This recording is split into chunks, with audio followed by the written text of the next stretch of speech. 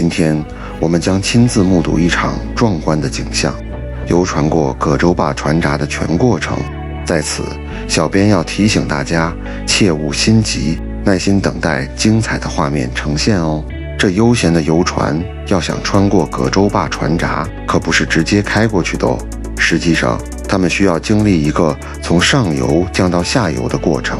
这个过程可以分为进闸、冲水降船、出闸、泄水升船4个阶段。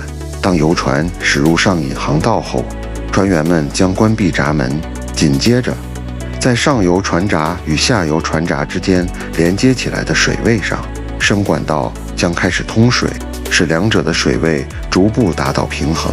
在这个过程中，我们会看到船闸内的水位开始逐渐下降，所以船体也会随之缓缓下降。当船底与闸室底部齐平时，船员们将打开上游闸门，此时船就来到了低水位的下游。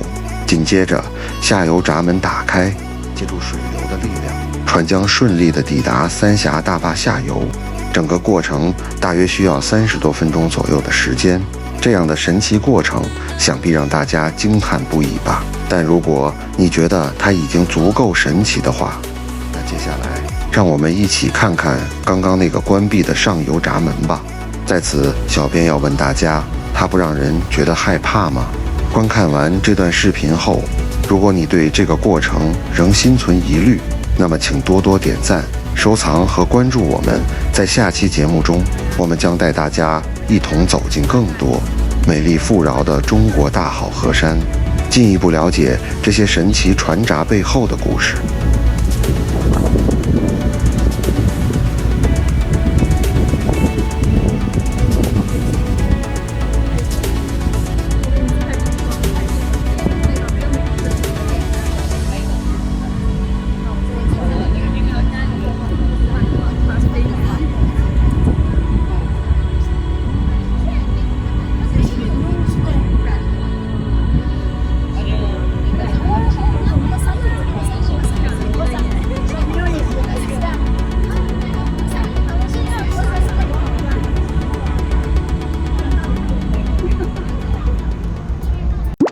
记得点赞关注哦。